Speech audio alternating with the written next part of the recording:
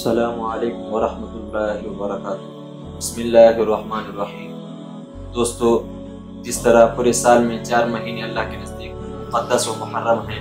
شوال، ذوالقعدہ، ذی الحج اور محرم، ٹھیک اسی طرح تمام دنوں میں 4 دن اللہ کے نزدیک معزز و مقرب ہیں۔ ایک عید الاضحیٰ جس کو ہم بقر عید کہتے ہیں، دوسرا عید الفطر جس کو ہم رمضان کے نام سے جانتے ہیں، تیسرے جمعہ کا دن ہے، چوتھے عرفہ کا دن ہے، جس کے بارے میں ابھی ہم آپ سے بات کرنے والے ہیں۔ دوستو، یوم عرفہ یعنی نبی ذی الحجہ کا دن ہم تمام مسلمانوں کے لیے اللہ تعالیٰ کی طرف سے بہت بڑا انعام اور بہت بڑا تحفہ ہے۔ اس پاک دن کی عظمت کا اندازہ ہم اس بات سے لگا سکتے ہیں کہ اللہ تبارک و تعالیٰ نے قرآن مجید میں 2 جگہ اس پاک دن کی قسم کھائی ہے۔ ایک جگہ اللہ تبارک و تعالیٰ نے ارشاد فرمایا وَشَاهِدٍ وَمَشْهُودٍ۔ اس آیت میں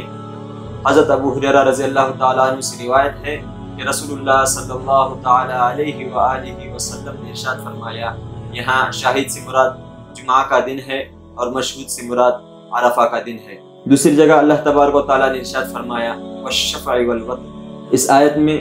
حضرت عبداللہ ابن عباس رضی اللہ تعالیٰ عنہ فرماتے ہیں کہ یہاں شفع سے مراد عید الاضحیٰ کا دن ہے اور وتر سے مراد عرفہ کا دن ہے۔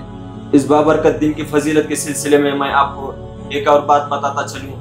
کہ اللہ تبارک و تعالیٰ نے جب حضرت آدم علیہ السلام کو پیدا کیا تو ان کی پشت یعنی ان کی پیٹھ سے ان تمام اولاد آدم کو جمع کیا جو قیامت تک اس دنیا میں پیدا ہونے والے ہیں۔ جب وہ تمام کے تمام چونٹیوں کے مانند جمع ہو گئے تو اللہ تبارک و تعالیٰ نے ان سے ایک عہد لیا اور کہا الست بربکم، کیا میں تمہارا رب نہیں ہوں؟ تو ان تمام نے ایک ہی آواز میں بلند جواب دیا تھا بلا شہدنا، کیوں نہیں، اے میرے پروردگار، اس بات کی گواہی دیتے ہیں کہ آپ ہی ہمارے رب ہیں۔ اس واقعے کا تذکرہ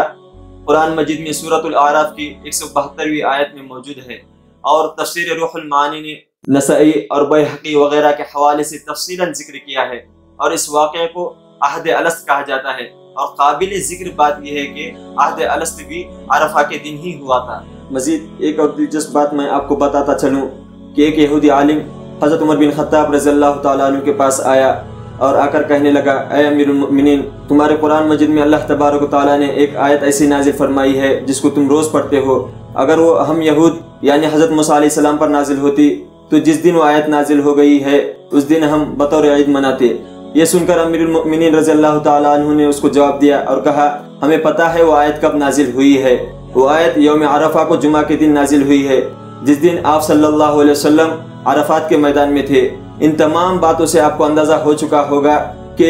اللہ تعالیٰ کے نزدیک عرفہ کا دن کتنا مقدس ہے۔ چنانچہ اللہ کے نبی صلی اللہ علیہ وسلم کا ارشاد عالی ہے صیام یوم عرفۃ احتسب علی اللہ ان یکفر السنۃ قبلہ والسنۃ التی بعدہ، رواہ مسلم۔ اس حدیث کا ترجمہ یہ ہے کہ جو شخص یوم عرفہ کا روزہ رکھے گا اللہ تعالیٰ اس کے 1 سال پہلے کے گناہ اور 1 سال بعد کے گناہ معاف کر دے گا۔ اور اس سال ہمارے لیے خوشی پر خوشی یہ ہے کہ اس سال جمعہ کا دن ہی عرفہ کا دن ہوگا۔ ایک طرف تو جمعہ جو تمام دنوں کا سردار ہے، اور دوسری طرف عرفہ جس کی فضیلت ابھی آپ نے سن لی ہے۔ یہ 2 فضیلتیں ایک ساتھ جمع ہو رہی ہیں، اور جس سال اللہ کے رسول صلی اللہ تعالی علیہ وآلہ وسلم نے حج کیا تھا اس سال عرفہ کا دن جمعہ ہی کے دن تھا، اس لیے یہ ہمارے لیے بہترین موقع ہے۔ اس کو غنیمت جان کر ہم آنے والے جمعہ کو خوب عبادت کرے، روزے رکھے اور اپنے روٹے ہوئے رب کو منائے، اور ہم کثرت سے دعا کرے کہ اللہ تبارک و تعالیٰ اس وبا سے ہم تمام انسانیت کی حفاظت فرمائے،